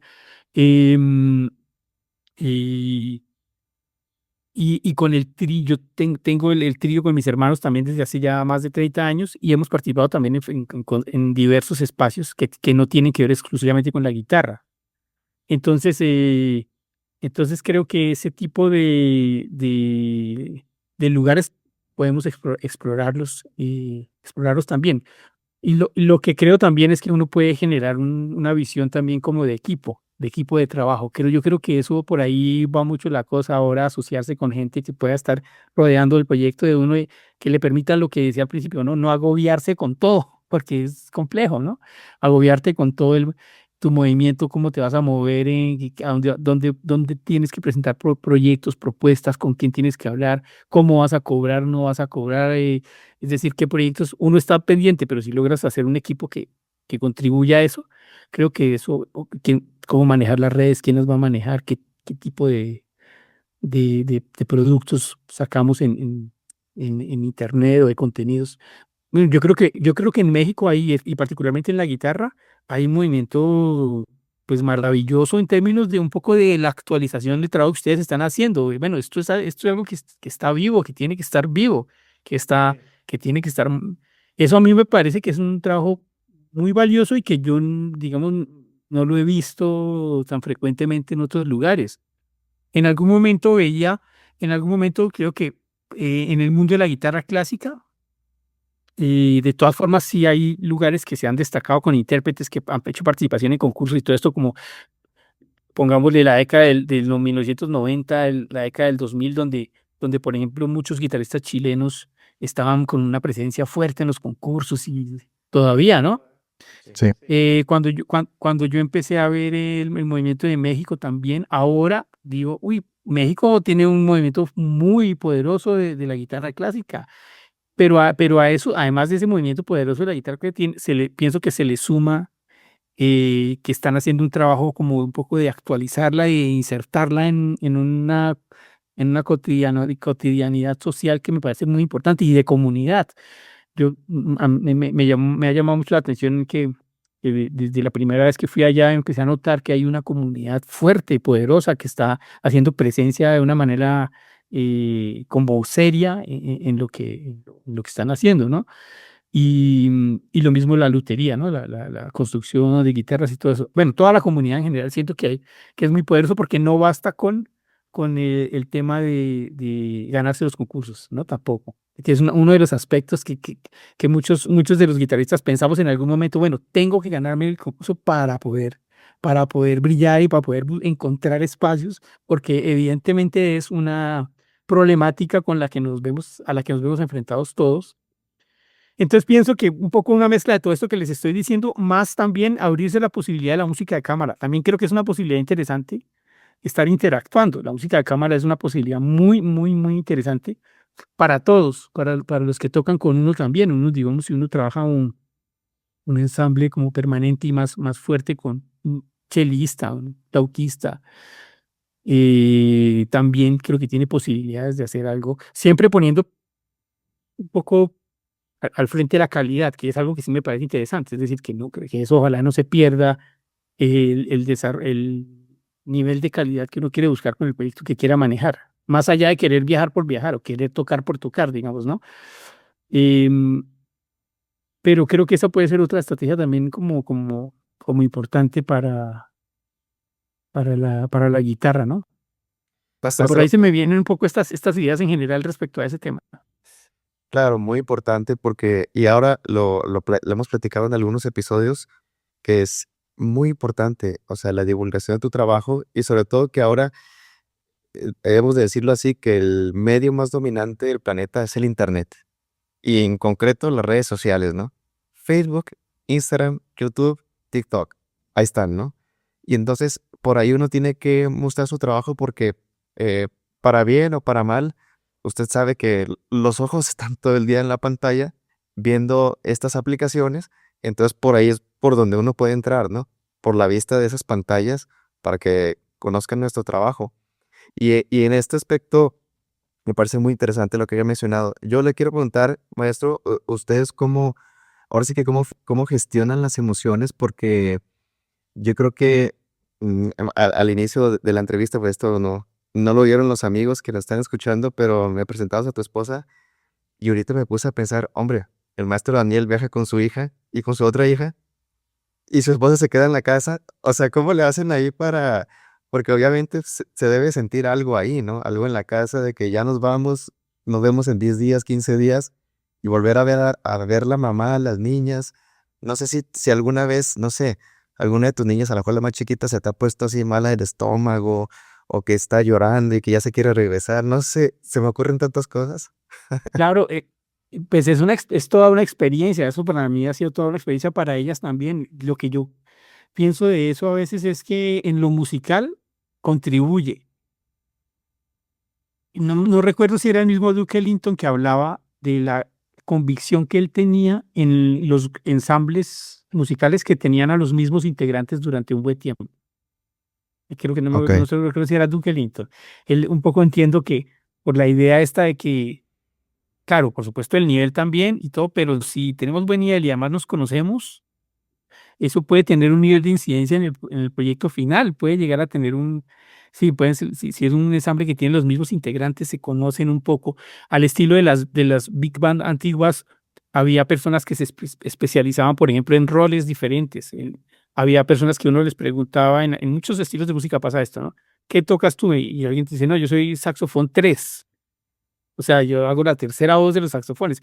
Como que es tan especial, la especialidad no va solo en el instrumento en algunos casos, ¿no? Sino hasta en el rol que cumple dentro de cierto estilo de música, ¿no? Entonces esto me hace pensar que ese tipo de experiencias, así no tengan que ver con aspectos musicales, pienso que contribuyen a veces en lo musical, porque hay un nivel de conocimiento importante que ayuda a que nos estemos comunicando, digamos, permanentemente, con la mirada, digamos que pasó alguna situación inesperada en el concierto y ya estás ahí y una mirada ya, digamos, es un grado de conocimiento bastante alto que después es, por lo menos, es un fenómeno que es interesante vivirlo, digamos. Casi que por telepatía, ¿no? ¿Cómo? Casi que por telepatía, sí. Casi que por telepatía, claro, porque hay un grado de conocimiento fuerte y de percepción interna fuerte que es una situación pues muy importante en la música de cámara finalmente. Finalmente la música de cámara se trata un poco de eso, ¿no? Ese diálogo interno, ya que los otros lo disfruten, pues seguramente será un añadido de lo que está pasando internamente en el grupo que está tocando, ¿no? Pero ahí pasan muchas cosas. Ahora en lo cotidiano, pues claro, pasan a veces algunas situaciones. Yo afortunadamente nunca he tenido una cosa así como muy complicada que yo digo, no, ahora qué voy a hacer, pasó esto con mi hija y ahora aquí voy a manejar esto. De pronto también algunas circunstancias de lo que tiene que ver un poco con los nervios, ¿no? Con con, con lo que la sensación que ellas tienen. Entonces uno empieza a identificarles de pronto algunos aspectos, algunos comportamientos por ejemplo, en algún momento recuerdo una anécdota en la que vi a mi hija menor, a María Clara, que es la que normalmente hace la primera voz en el dúo, bastante preocupada por la presentación, por el concierto, asustada, muy asustada. Y entonces eso a mí me generaba también mucho nerviosismo y yo dije, no, pero entonces yo no podía demostrarle a ella que yo también estaba peor de asustado que ella y más si la veía ella asustada, ¿no? Entonces un poco ese control sí me generaba como una sensación bien particular. Afortunadamente en ese tipo de situaciones, por ejemplo, ella tiene un comportamiento muy curioso porque es como de este estilo de personas que están nerviosas cuando en el momento previo a hacer algo y cuando llega ella normalmente es muy segura, digamos, muy firme, digamos, un elemento muy firme en el proyecto. Pero en otras situaciones como más cotidianas, pues sí se me han presentado alguna cosa muy normal, digamos, muy normal. Afortunadamente nunca he tenido una situación así que sea difícil de manejar porque no está eh, la mamá de mis hijas con nosotros o porque, pero sí, también cuando uno viaja, por supuesto, hay como un sentimiento de todas formas de un poco de anhelo de estar todos también. A veces cuando uno tiene incluso una muy buena experiencia, eh, le llega a uno una sensación como de, qué bonito que estuvieran aquí, por ejemplo, sí, también compartiendo, no necesariamente algo musical, sino un momento especial con alguien, una persona que uno conoció y que le cayó bien o un momento especial. Entonces, ese tipo de cosas son las que como que creo que pueden tener que ver ahí con esa pregunta que me haces. Claro, por supuesto, maestro. No, y es que esto solo quien lo vive lo puede platicar, ¿no? Porque evidentemente, pues nosotros, al menos Arturo y yo como intérpretes, pues viajamos solos a los festivales, practicamos solos. Si hacemos algún ensamble y esto, pues, digamos, podría ser algo esporádico, pero normalmente nuestras invitaciones a festivales es para ejecutante solo. Y en el caso tuyo, pues que viajas con tus niñas y todo esto, hasta es una responsabilidad, ¿no?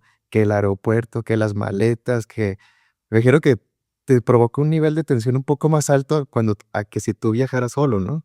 Por Me supuesto, sí, imagino. sí, eso sí siempre está ahí presente. Claro, porque la responsabilidad un poco de todo es algo que le suma así un poquito de tensión a veces a las cosas. Por supuesto, maestro. Si quieres, para ir terminando, cerrando la charla que amablemente has aceptado con nosotros, así como para datos curiosos que seguramente a la gente le interesa y es que te han visto tocar o te han visto en proyectos con el maestro Yamandú Costa. Y uno piensa que Yamandú Costa, y es que es así, pues él va a 200 kilómetros por hora y uno como que seguirle el paso y dices, híjole, ojalá nunca me toque tocar con él porque, ¿qué hago, no? Con ese monstruo que, en el buen sentido de la palabra, que es un lobo, ¿no? Que va a 1000 por hora, ¿no? Resolviendo muchas cosas a nivel de acordes y todo, y va poniendo muchas armonías y te va agregando otro sentido de la pieza que estén tocando o canción, si es que es popular.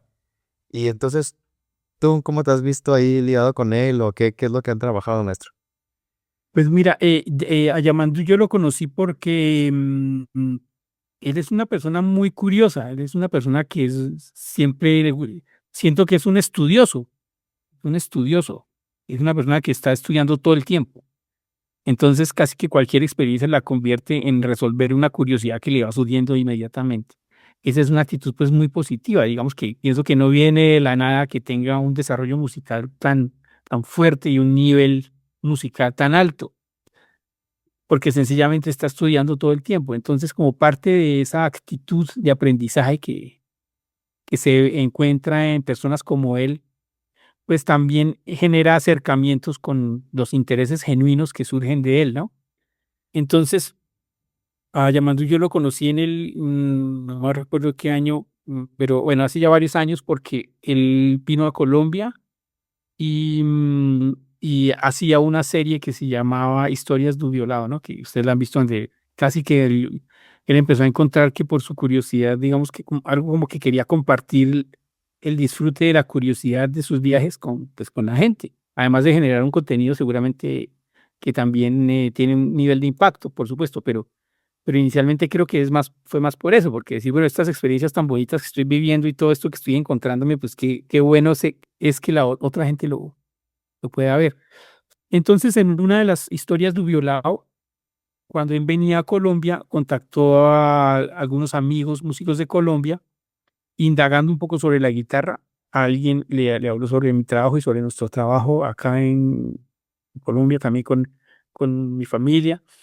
Y, y terminamos contactándonos. Entonces allí compartimos alguna vez un encuentro en el que encontramos como que más coincidencias que lejanías, digamos, en las músicas, en las maneras de ver la música, de disfrutar la música. Entonces tuvimos un encuentro muy espontáneo, no sé cómo le llaman en México, pero acá le llamamos como tertulia, o en Brasil le llaman una rueda de choro, una rueda No, bueno, y lo tocamos sí, un poco así, y allí también hablamos un poco sobre Gentil Montaña, porque como él movió tanto, digamos, el porro de Gentil, él también tenía mucha curiosidad sobre un poco qué personaje había detrás de la música de Gentil Montaña o qué había detrás de él. Entonces allí hicimos como una amistad pues muy valiosa y de ahí para acá hemos seguido en comunicación permanente. Entonces, como producto de eso, terminamos por ahí tocando alguna vez, precisamente ahí como un material que está en internet, donde tocamos una pieza de Gentil Montaña que se llama La Guabina Viajera, que eso fue un encuentro espontáneo en el escenario completamente, es decir, llegamos allí y bueno, podemos tocar algo, sí, bueno, al estilo de lo que hace Yamandu, ¿no? Y es un disfrute porque es una experiencia como única, pienso yo. Es un poco arriesgarte a lanzarte al agua. Es decir, bueno, ¿qué va a pasar ahorita? Bueno, no sé qué va a pasar ahorita y más con una energía tan poderosa y tan fuerte como la que él tiene. Pero ahí suceden cosas, ¿no? Ahí suceden cosas y hay como una comunicación y es como un privilegio, digamos, poder vivir una experiencia de ese tipo con una persona como él. Después de eso hemos seguido hablando y hay un disco que ya está grabado y que no está publicado, que va a salir muy pronto, que es un disco que hicimos en cuarteto también con Yamandu. Allí en este disco hicimos el trío con mis hermanos y Yamandu, todo un disco completo, e incluso ahí vamos a estrenar una pieza en ese disco que compusimos entre Yamandu y yo. Yamandu me mandó una parte alguna vez, me dijo, mira, tengo esta idea, si se te ocurre hacer algo. Entonces yo construí como una especie de variación y segunda parte de esa pieza, que hace parte de ese disco que se va a publicar pronto en cuarteto con Yamandu. Excelente, maestro. ¿Y próximamente tienes algún festival? ¿Tienes presentaciones? ¿Vas a viajar con tus niñas? ¿Te vas a ir de viaje por ahí? Cuéntanos ahora sí que tu trip. Sí. Bueno, ahora vamos a estar en el festival justo en el de Chihuahua, en el Festival Internacional de Guitarra de Chihuahua, que nos vamos a encontrar con Arturo allí, que va a ser una alegría muy chévere, pues poder compartir allí más cercanamente y por supuesto con grandes guitarristas. Ahí va a haber una nómina interesantísima. Va a estar Pavel Steidel, va a estar Pablo Garibay, va a estar, bueno, usted ya, Guau. la programación creo que usted ya ha venido circulando por allí. Eso va a ser una experiencia muy linda, o es una experiencia muy linda. Y luego vamos a ir al Festival de los Hermanos Assad otra vez en Brasil en julio. Allá vamos a estar con el proyecto de la mayor y la menor también. Eh, Allí vamos a estar eso. Y también pronto, muy pronto, voy a lanzar unos videos junto a Andrea González Caballero, la guitarrista española, que con ella hicimos la grabación de 3 piezas que yo compuse, un estudio para guitarra y 2 piezas que hacen parte de un proyecto de un ciclo de piezas que yo compuse. Ya hicimos la grabación de estos videos hace unos meses y ya están listos, digamos. Entonces, en cualquier momento, seguramente se van a lanzar a internet para también compartir esta música, Perfecto, maestro. que está más próximo. Y, por ejemplo, la gente, ¿cómo los contacta a ustedes para un proyecto cultural o literalmente una contratación? ¿Cómo es que los buscan? Mira, yo tengo una página web en internet que es Daniel Saboya Music, y allí está todo, toda la información. Allí hay varios trabajos de bueno, toda la información que normalmente contiene una web y ahí también hay un contacto. Normalmente a través de la página es como yo me contacto para los trabajos que he venido desarrollando también. Ahí tienes unos muñequitos. Alto nivel en composición, en música de cámara o como como guitarrista, digamos, también solo, también, digamos, ahí está, hay varios proyectos que están puestos en la web. Los muñequitos, sí, los muñequitos los tenemos aquí porque son lo que tú decías, ¿no? Nosotros somos un proyecto familiar y eso para nosotros ha sido algo que nos ha empezado a marcar mucho más fuerte. Alejandra, mi esposa, tiene un proyecto con una amiga en el que hacen una serie de proyectos culturales a través del tejido. Esta es una técnica especial de tejido.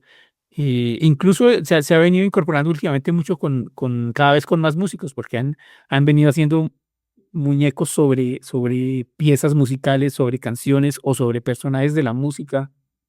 Por allí hay algún muñeco de Paquito de Rivera. Paquito por allá cuando vino y compartimos, Paquito se llevó su mini Paquito de Rivera para allá. Y mi esposa ha venido haciendo un proyecto que se ha convertido cada vez en algo más interesante eh, de la música digamos, representada en esta técnica de tejido que se llama crochet. Aquí se llama Mm. crochet. ¿Y esos los venden? ¿O no? ¿O no es? Pues inicialmente los ha hecho como proyectos, como primero como más de amistad y como ha hecho algunos proyectos culturales, digamos. Eso es como lo que más ha hecho.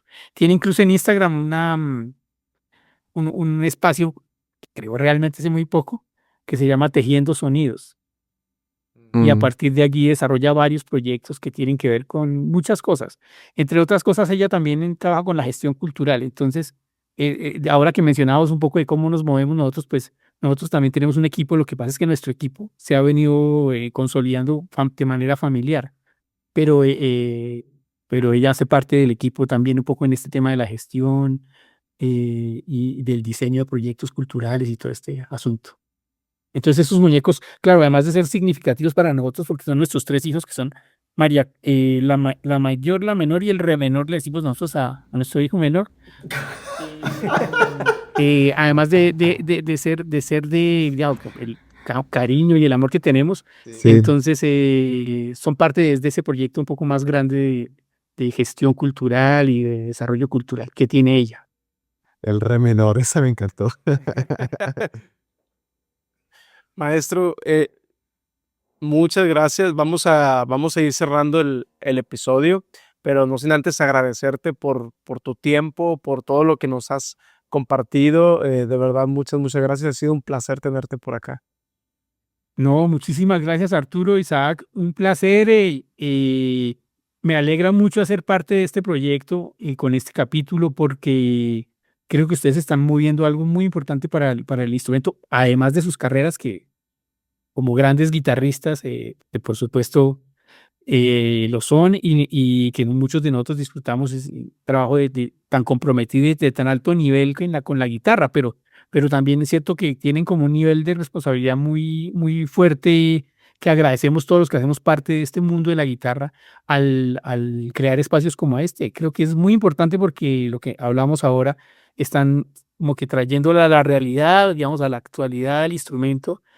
eh, y entonces es un espacio que realmente me siento muy, muy feliz de haber podido estar en un capítulo del podcast. Muy amables. Hombre, ha sido un placer, maestro. Muchas gracias, de verdad. Y pues sí, justamente esa es la finalidad, de abrirle otros espacios a la guitarra clásica y que haya más opciones para conocerla y para estar al pendiente también de sus intérpretes, como lo ha sido el día de hoy contigo.